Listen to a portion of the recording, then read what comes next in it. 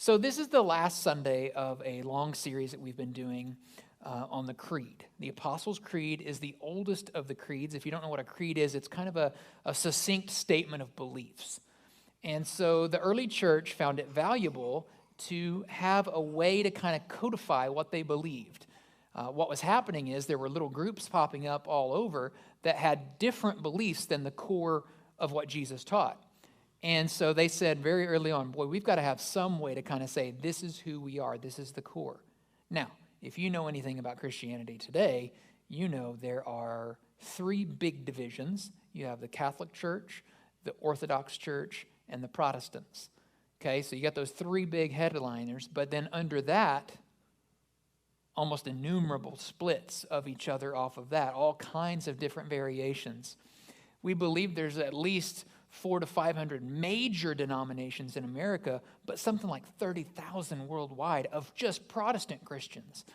And so you've got all these little different divisions that believe lots of little different things. You know, I've got friends that are in different types of churches where they think it's wrong to have any sort of instruments used in worship, right? And then you've got some that believe that a certain day of the week has to be when you have church, and it's not Sunday. And so you have all these different beliefs under there. But the question I've always had, the more I study and the older I get, is like, does all of that matter? Or what is core?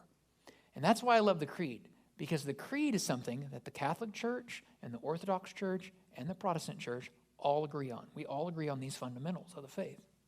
So while there's a lot of interesting discussions that we could have, and believe me, I mean, I have many years and degrees in theology, so I've spent a long time debating all these things for fun, right? But it's not core. It's just fun stuff to talk about. What's the core? And that's why I love the Apostles' Creed. It's the oldest creed. It goes back the most ancient. And so that means the people that were closest to Jesus wrote these things down, codified these things of what they were teaching in the church at that time. And we've been through all the creed to this point, and we only have just a couple of points left in the creed. But they're pretty important points, because these are points that people were already starting to push back on. Now, a few years ago, I'm getting so old now that I say a few years, and I mean like a decade ago. Like a decade ago, my kids and I were at the beach, and my wife, and we were all at the beach, and I was watching them build sandcastles. And, you know, little guys love to build sandcastles. They were building sandcastles, and I was just kind of like listening to music and sitting on a chair watching them do it. And they would build the sandcastle, and the waves would come in and wash it, knock it down. And then they would start again. And I watched this happen like 10 different times, and I'm like, how long can this go? Like, how long are you just going to keep redoing the same thing? And I kind of chuckled, and I walked out there to them, and I said, why are you keep building these elaborate sandcastles when you know the tide is coming and it's going to destroy the whole thing and you've got to start over? And I'll never forget my son's response. He said, it's okay, Dad. Nothing we make lasts forever. And I was like, well, that's pretty deep. That's pretty deep. I'm going to use that in a sermon someday in 2024. Yeah, nothing we make lasts forever. And you think about that. Like, I've put a lot of effort and work into building things, and nothing that I do with my hands is ever going to last forever. It's not an eternal type thing. But the Bible tells us, specifically we're going to look at in just a minute, in the Psalms in the Old Testament, the psalmist is more explicit that God does make things that last forever. He makes things that are intended for eternity. So his hands are different than mine. His creation is different than mine. He makes things that can sustain throughout time.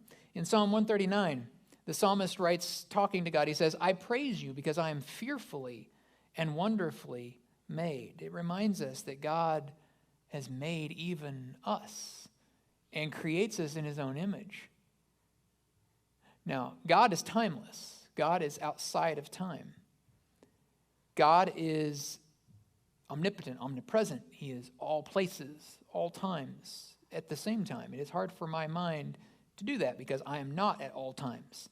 I am in this moment, and that is gone, and now I'm in this moment, in this moment, in this moment. But God is present in all of these moments at once. In certain traits of God, we are able to emulate or to take on. Loving others as ourselves, we become more like Jesus. Selfishness, we become less like him. And so this reminds us that God has made us. And in the last part of the creed, the final part of the creed we'll study today, it is a reminder not just about creation, but about the next, what is coming next in creation. The first part of the creed talked about creation, and it was to put to end the rumors against creation. And so we were created in his image, but yet we get to this point, and the creed says, the final statement, I believe in the resurrection of the body and the life everlasting. And it ends like a prayer, amen. The creed wants to make clear two things that had started to rupture the early church. There were people starting to claim that the body wasn't really resurrected. They were called Gnostics. These folks believed in a kind of detached spirituality. They talked about the soul and the body as two separate things. And that is very different from what Jesus had taught. And the resurrection of the body, Jesus embodied himself. And so they started to teach a different kind of Jesus, a different kind of truth. And so they found it very critical to highlight early on that that's not what Jesus' teachings were, and that's not what the church's teachings were, that the resurrection of the body was a physical resurrection. And second of all, it reminds us that there is something beyond death, the life everlasting. The resurrection of the body is promised in a life that we are raised into everlasting that lasts forever. So no matter how bad today is, no matter what kind of violence in our world or unrest or injustice or pain or suffering, no matter what kind of mistakes I've made, there is something better coming. And that is why we say the best is yet to come. No matter how good today might be, you might have your best day ever. You might be walking on cloud 9. But there's still something better. This is good. This is a good moment, but it's not the best. Even your best day here is nothing in comparison to what good is to come. Now, that's good on good days. It's a lot more challenging on your rough days, your low days, your valley days. Your days when you get the terminal diagnosis, the days when your bank account is empty and you have bills coming, the day when someone walks away from you and says, I want to have nothing to do with you anymore. Those are crushing moments. And when someone says the best is yet to come, sometimes that rings a little hollow because you're like, I am crushed. I am hurting. Doesn't change the truth that the best is yet to come isn't the best thing to say in that moment, though, to you, is it? Because it's hard to hear that. It's hard to hear that in that moment of grief. It's hard to hear that in that moment of pain. It's hard to hear that in the moment of suffering. But it's still true. Today I want to look at, and this is wild, we're gonna look at the resurrection today, and then on Easter Sunday, we're going to look at the resurrection, but we're not going to read the typical resurrection story that I usually read from John 20. We're going to dive into something completely different, a different angle on the resurrection this year that I'm really excited about. But today, as we end the creed, we have to dive into the resurrection. So you're getting a pre-Easter resurrection story today. In John 20, you've come to the end after the crucifixion happens, after the death of Jesus happens, and John's account's a little bit different than the other Gospels if you're trying to line them up. There is something called the synoptics where you can kind of look at the Gospels all across. It's kind of cool. But this one's a little bit more challenging because he's kind of hitting the highlights. He's not going as in depth, but he's hitting kind of the big key points here. And when we get into chapter 20 of John, he dives into this idea here of what is happening to the people experiencing the early stage of the resurrection. So check this out with me. Verse 1.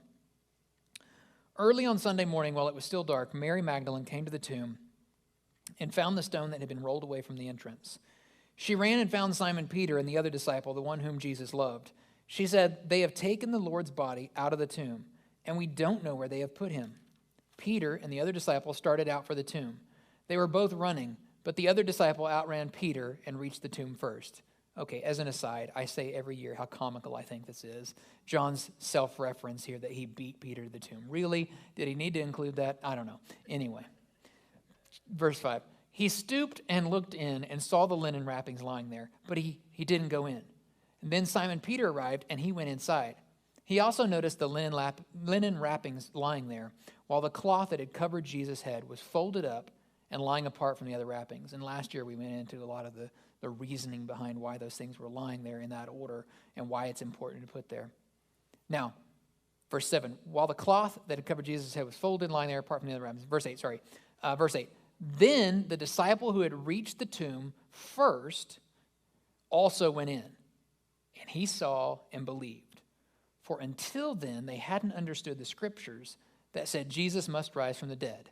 Then they went home. Now, that's a crucial turning point in your entire Bible. Because to that point, John says, none of us had understood the scriptures. We hadn't understood what Jesus had been teaching us clearly and plainly the whole time, that he must rise from the dead.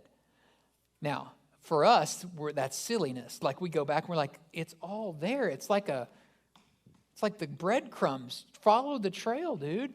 But he is letting you know that was not what was happening at the time. It was new.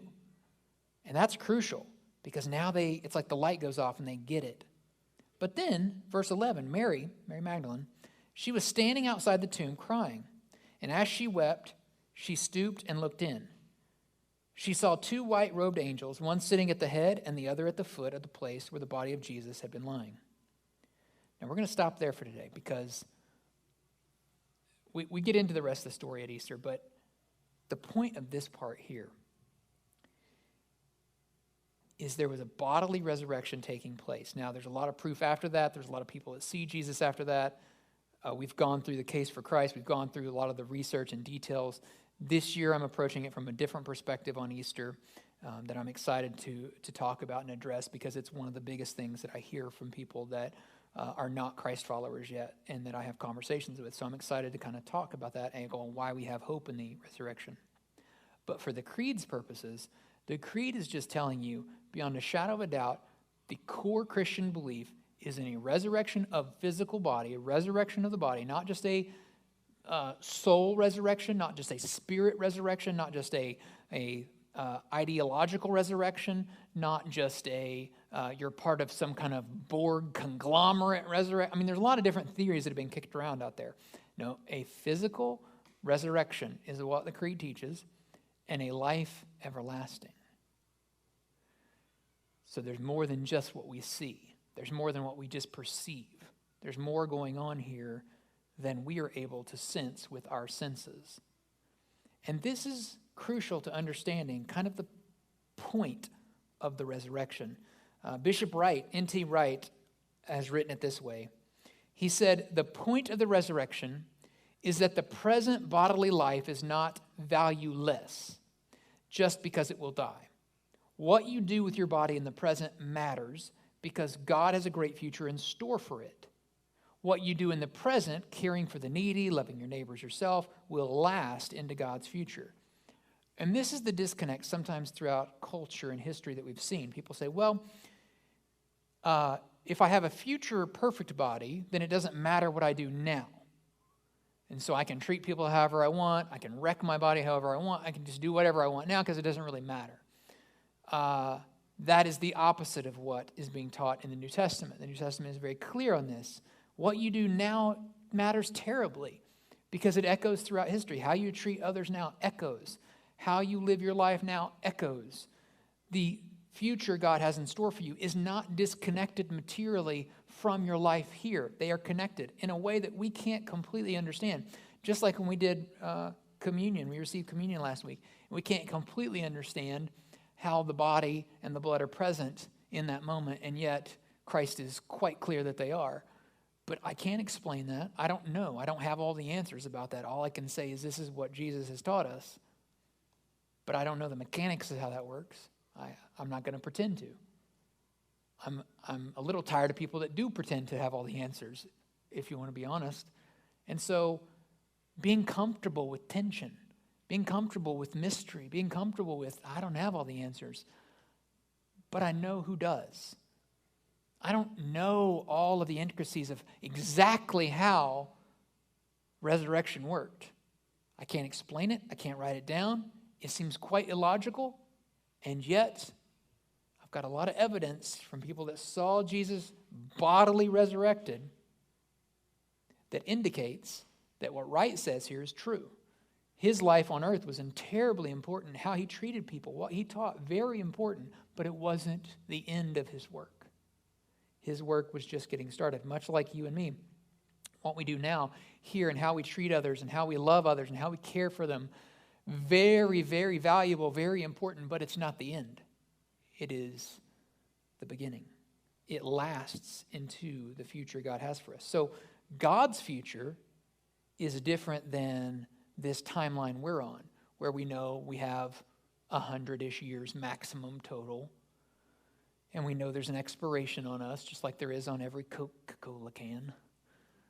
We just don't know what that date is, but we know there's a definite expiration. No one outlives that expiration. But that is not God's timeline. As I mentioned, our timeline is quite different from God's timeline. God is outside of time. God is in all time. He's both outside of time and in every moment, at every point of every conceivable thing we can even try to put this into our language.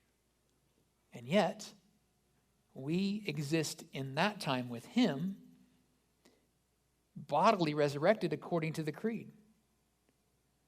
So, as you think about this example, what's got you down in 2024? Maybe it's your finances. Some of you are just struggling. Maybe it's the news at night. You're just like so tired of all of the bad stuff in the news. Maybe it's the stock market. Maybe it's your relationships you have trouble with. Maybe the fact that this is an election year and you are beyond done with it already. It's probably all of us. No matter what it is, don't lose hope. Don't lose hope because of the temporary troubles of today. Because God is painting a picture of an eternity, an everlasting life that puts the troubles of now, big as they seem, it makes them out to be miniature, very small in comparison to eternity. Don't lose hope that no matter, yes, some things you do are going to be very time-based and are not going to last very long. But what you are building with God is a kingdom that is made to last. So we are a part of that kingdom. It is guaranteed. It is everlasting. It is never ending. And so what we put into that kingdom today does last forever. We can join that work now. We can be a part of that work today. What prayers we pray, what time we put in, what we invest in that kingdom lasts beyond this moment. The series right after Easter is always one of the things that I think of as one of the most important times of the year, because we have so many folks that show up for Easter, and some are brought by family and friends. You'll bring some, and some just show up because they found us on the internet, and some just show up because they saw a bunch of people parked out front and it was Easter Sunday and they were just driving around looking. I really had that one year. A guy was like, I was just driving and I saw some cars, so I stopped. I'm like, welcome. So the Sunday after is the Invite Back Sunday. And you and I both know not everybody comes back. But I always want to have a topic that we can talk about that hopefully will spur some interest, because we're trying to create a space where anyone feels welcome to ask those tough questions. And so the Sunday after Easter this year, I'll do a series that I've never done before, a teaching series that I've never done before here. And I'm going to talk specifically about heaven, about what comes next. Resurrection Sunday, Easter Sunday, we are going to focus in on the resurrection of Jesus and asking some interesting questions around that. But then, the very next Sunday, I want to talk about how does that resurrection affect you? And that's what the creed's talking about here. It's not talking about resurrected Christ at this point. It's talking about the resurrection of you. It's talking about your everlasting life, your resurrection body. And that's what I want to take from Easter and dovetail into the very next Sunday for a 3-week series. We're going to talk about heaven and what comes next. We're going to talk about what the biblical writers have said, what Jesus talks about, and what do we know. We don't know everything about heaven, obviously. I can't be like, oh, and there's my slideshow, right? This is AI generated. You knew that. This is not a photo. We don't have photos, right? I can't be like, and this is the road you'll go on and take 2 lefts and meet my buddy Dan. And no, we don't have anything like that. So all we can kind of do is talk about what we do know. And we can talk about how there's a lot of fiction out there of things people think about and cartoons and all kinds of silly stuff. But we'll talk about what's next. But Billy Graham had this really cool quote one time. He said, life is just a schoolroom. Life is just a schoolroom with a glorious opportunity to prepare for eternity. I love that because I like what he does here is he puts life, this life, into perspective once again. Things we get so freaked out about and burdened for and stressed out over, and they're just not that big a deal in the big time frame, right? You wonder if sometimes the things we get all stressed out about in the news and TV and in our world and politics, if God just kind of chuckles at us. He just kind of laughs at us because he knows what's happening in the broader time frame. He knows who wins. We should know if we've read to the end of the book. We should know how this really ends. But, I mean, what are we all stressed out and worried about? And Billy Graham says, look, life is this schoolroom, and you have a chance here to prepare for eternity. Now, I like that because I think that echoes what Wright was talking about here, this idea that what you do now is terribly important because this is where we learn how to be eternal citizens of the kingdom of heaven. We are not there yet, but we are on our way. So, the resurrection confirms something easily missed, that the best is yet to come. And you are invited right now and right here to build something that will outlast you.